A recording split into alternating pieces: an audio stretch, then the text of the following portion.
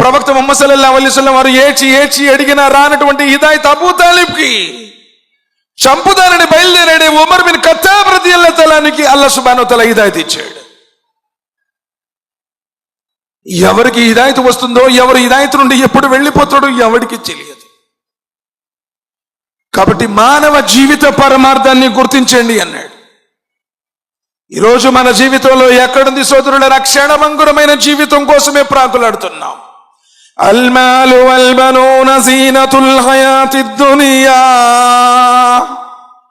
ఈ సిరి సంపదలు, ఈ సంతానము, ఇవన్నీ కూడా ఐహికపరమైనటువంటి అలంకరణలు మాత్రమే.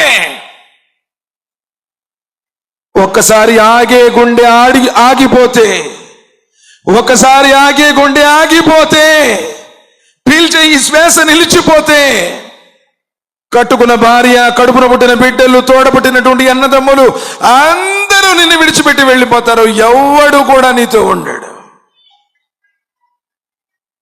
కుల్లు నఫ్సిన్ జాయికతుల్ మౌత్ వ ఇన్నమా తువఫౌన ఉజూరకుం యౌమల్ కియామా.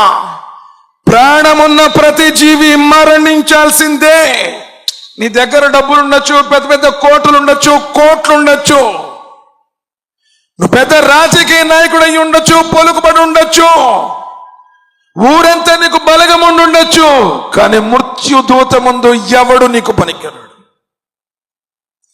కల్లా ఇదా బలగతి తరాక్ వకీల మన్ రాక్ వదన్న అన్నహుల్ ఫిరాక్ వల్తఫతి సాక్ బిస్సాక్ ఇలా రబ్బిక యౌమైదిల్ మసాక్.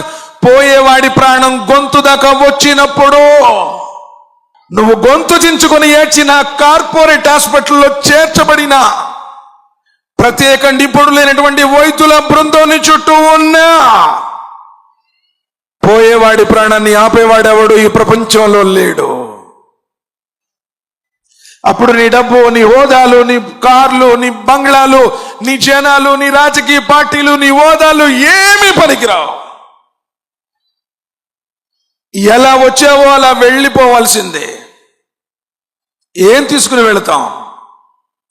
ఐహిక జీవితం గురించి ఇమాం ఇబ్నుల్ ఖయ్యిమ్ అంటున్నారు, ఎలోక జీవితం ఎలాంటిదంటే, ఒక మనిషి హఠాత్తుగా ఎడారిలో దించబడ్డాడు.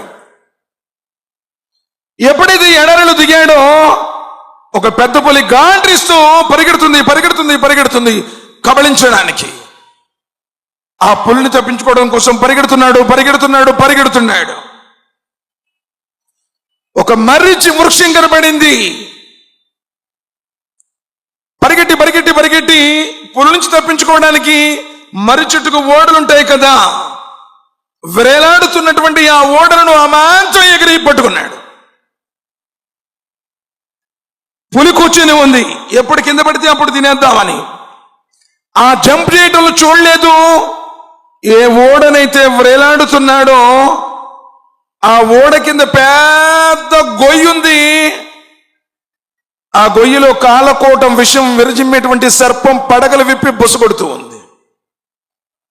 పైనేమో పులి, గొయ్యిలోనేమో సర్పము. సరే, పట్టుకున్నటువంటి ఓడైనా గట్టిగా ఉంటుంది అంటే ఆ ఓడను ఒక నల్లెలుక, ఒక తెల్లెలుక వచ్చి కొరుకుతూ ఉన్నాయి. ఎంతటి భయానకమైనటువంటి పరిస్థితుల్లో ఉన్నాడు. ఈ తరుణంలో చెట్టు చిటారు కొమ్మను చూచాడు. పున్నమి నాటి రోజులు కావటం వల్ల తేనె తెట్టి నుండి తేనె బిందువులు రాలుతూ ఉన్నాయి. నోరు తెరిస్తే ఖచ్చితంగా తేనె బిందువు నోట్లో పడుతూ ఉంది. ఎలాంటి సిచ్యువేషన్? ఇమాం ఇబ్నుల్ ఖయ్యిమ్ చెబుతున్నటువంటి సంఘటన ఇది. అడిగేవారు అడిగారు, అయ్యా ఈ దృష్టాంతం దేనితో రూపాంతరం ఉంది, దేనితో చెందింది అని. మనిషి హఠాత్తుగా ఈ లోకంలోనికి దిగటం అంటే తల్లి గర్భం నుండి ఈ ప్రపంచంలోనికి రావడం. మరి పెద్ద పులి ఏమిటయ్యా? పెద్ద పులిని మృత్యువు. పుట్టిన ప్రతి ప్రాణి మరణించాల్సిందే. కాబట్టి నువ్వెప్పుడైతే పుట్టావో మరణం ముందుగానే డిసైడ్ అయిపోయింది. మరణం కూడా నీ వెంటే వస్తుంది.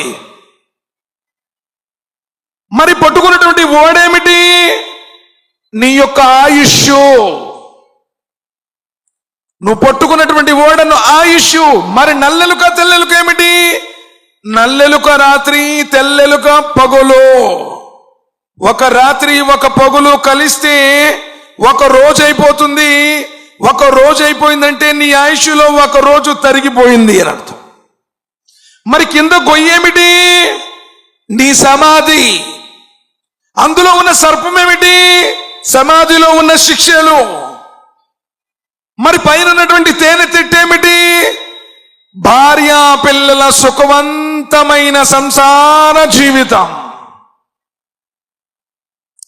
ఆ భార్యా పిల్లల సుఖవంతమైనటువంటి సంసార జీవితం యొక్క మోజులో పడినటువంటి మానవుడు తనను వెంబడిస్తున్నటువంటి పులిని మర్చిపోయాడు. ఏదో ఒక రోజు పట్టుకున్నటువంటి ఓడ అంటే తన ఆయుష్ తరిగిపోతుంది, నా రోజులు అయిపోతున్నాయి, ఈ ఓడ తెగిపోయి సమాధిలో పెట్టబడతాను